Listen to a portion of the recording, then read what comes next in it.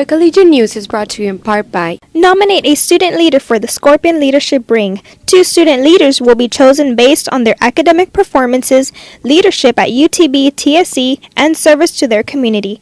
Applications are available at www.ring.utb.edu. Deadline to apply is Thursday, March 1st. UT Brownsville offers 19 online programs, 7 masters, 9 bachelors, and 3 graduate certificates. For more information, visit us at utb.edu/online. University Inn and Suites.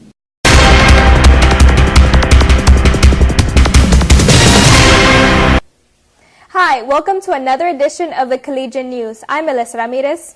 And I'm Marlene Rodriguez. Great to have you guys back. Students' grades will be changing, and it's not because of their work ethic.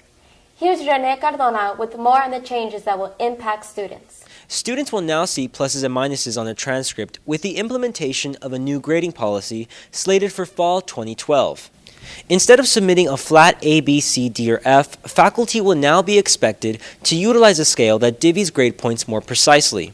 The decision originated internally from administrators. Okay, about a year ago, one of our deans brought to Dean's Council that he thought that the system we have now for grading, which is a pretty straightforward A, B, C, or D, with no distinctions within each of those letter grade, was not a fair representation of student effort in classes.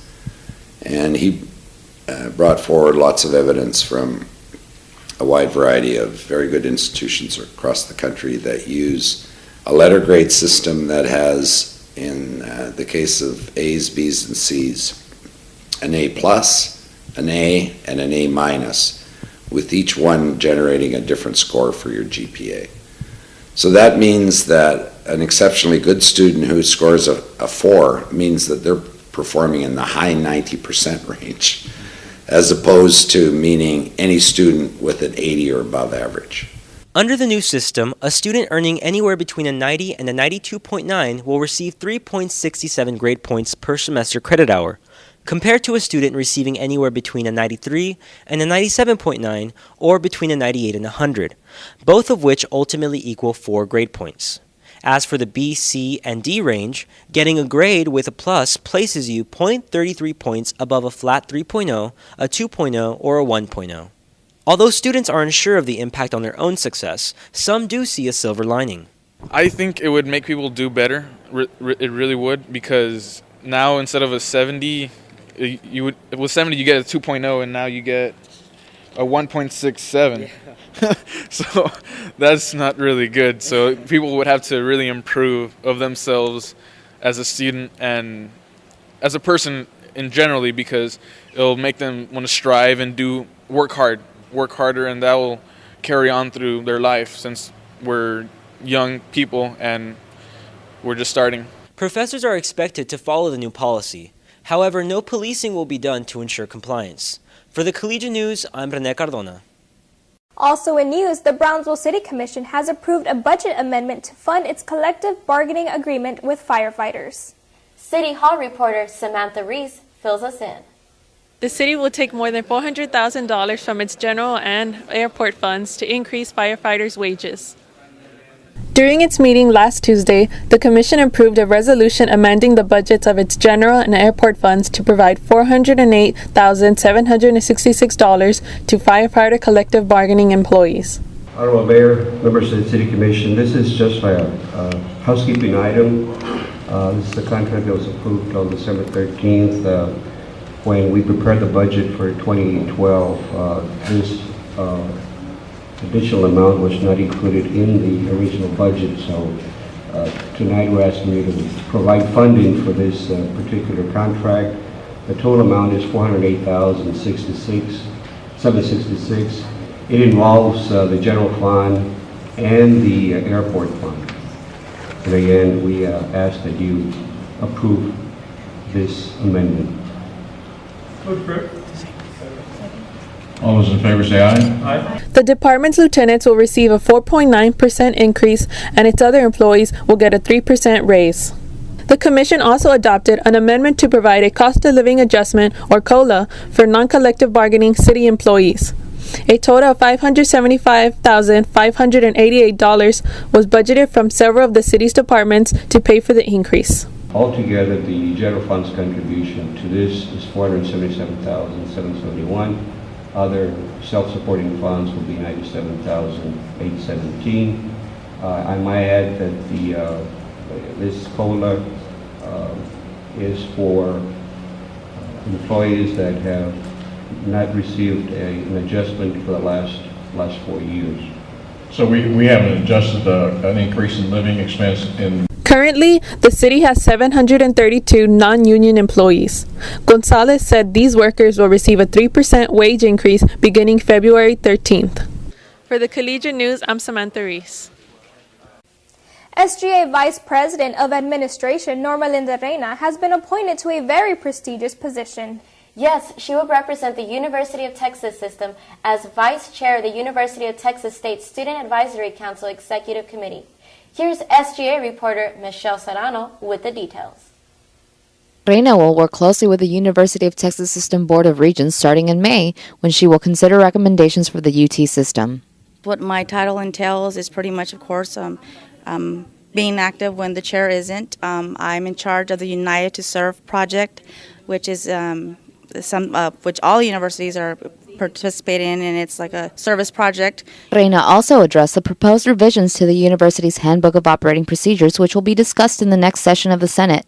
Any questions the group may have will be presented to Judicial Affairs Coordinator David Mariscal. Executive board meeting this Thursday. We're probably going to go ahead and overview them. And right now we are waiting for emails from everyone else. It is, of course, a topic of interest, and a lot of us are taking concerns with it and making sure that we do take care of it on the time frame that they are asking us to. So by next meeting, we will be prepared with any questions or comments. For the Collegian News, I'm Michelle Serrano.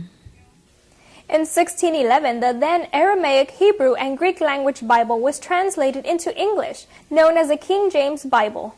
400 years later, students, faculty, and community members are marveling at the afterlife of the book at the Manifold Greatness exhibit in the Oliveta Library. The exhibit, a traveling display for libraries, tells the stories of the origins, creation, and impact of the book. The exhibit is sponsored by the Folger Shakespeare Library in Washington, D.C., and the National Endowment for the Humanities. The exhibition will travel to 40 libraries until 2013. Milagro Hernandez, the Events and Exhibits Coordinator for UTB TSC's libraries, said she and English professor Mimosa Stevenson applied for a grant to have the exhibit in Brownsville. UTB was the only university in Texas selected to host the exhibit. The exhibition includes 7 large panels filled with text and pictures about the King James Bible. Also featured are a 1946 King James Bible and other antique Bibles, DVDs of the Book of Eli, and a Charlie Brown Christmas. Manifold's Greatness is on display from 8 a.m. to 5 p.m. Monday through Friday until February 15th in the Oliveta Library's exhibition room. For more information, call Hernandez at 882-7130. For the Collegian News, I'm Arlene Rodriguez. Also in news, the 99, a Christian evangelical organization, has been fascinating community members with its walk-through theater. Yes, thousands of people gathered for the past month to witness an event that is changing the lives of many teenagers across the United States, including the Rio Grande Valley.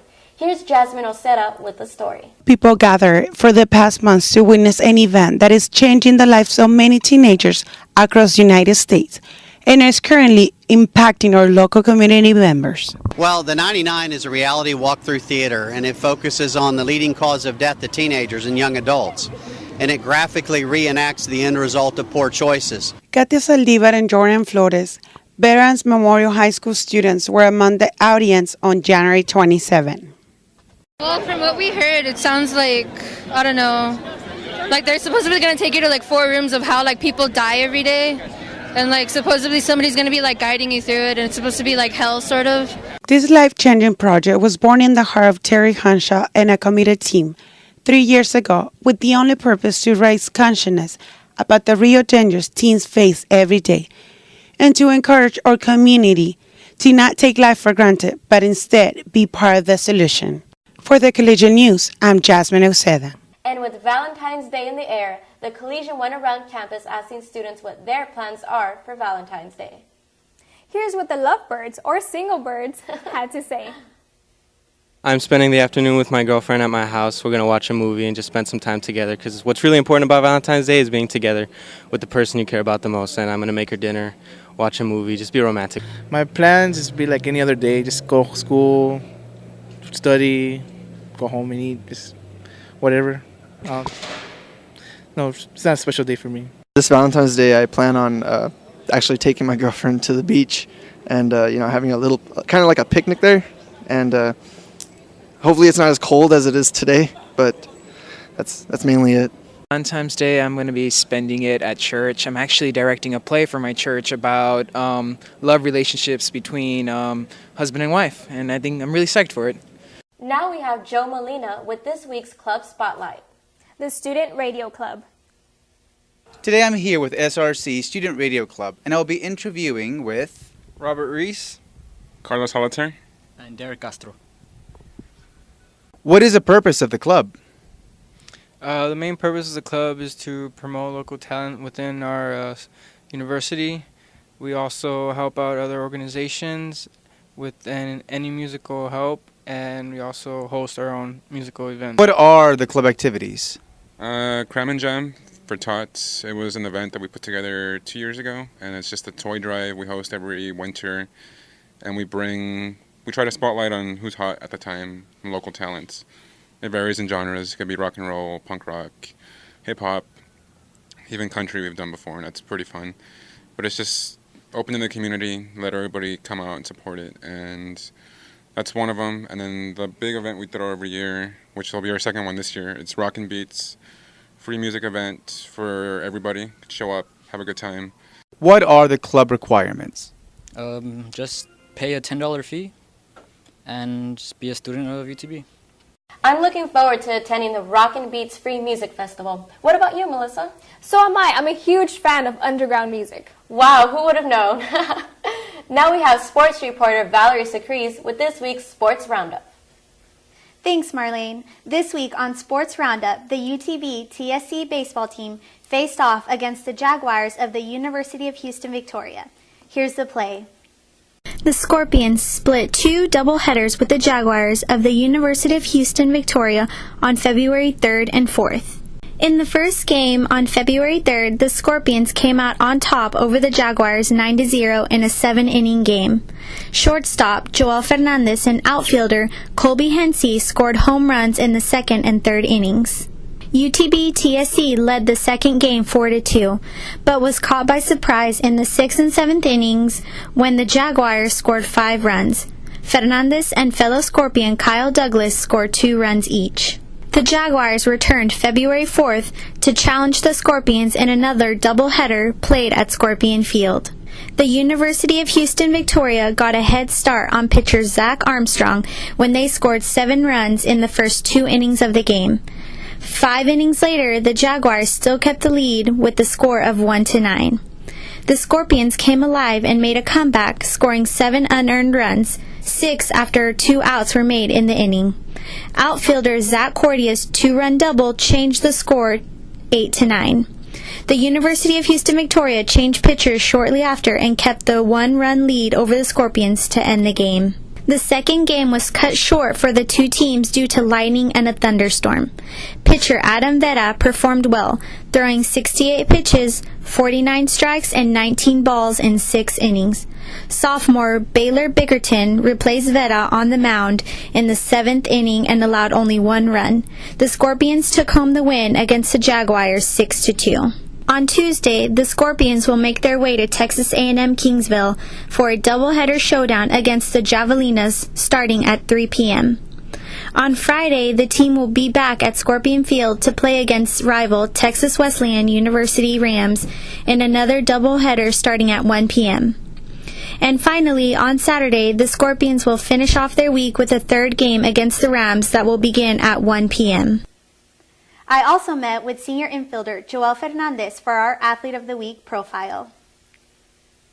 Okay, Joel, who do you look up to? I look up to my family because most of them play sports. Actually, my dad played professional baseball, semi-pro baseball in Mexico.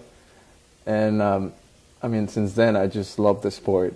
And of course, I look up to him. How does it feel hitting your first home run of the season? It felt great. I didn't know the ball was going out. And he just threw me a fastball inside. I got my hands inside, and I didn't know the ball. Like I said, I didn't know the ball was going out. As I was rounding first base, my coach told me that they cut the ball, so I stopped.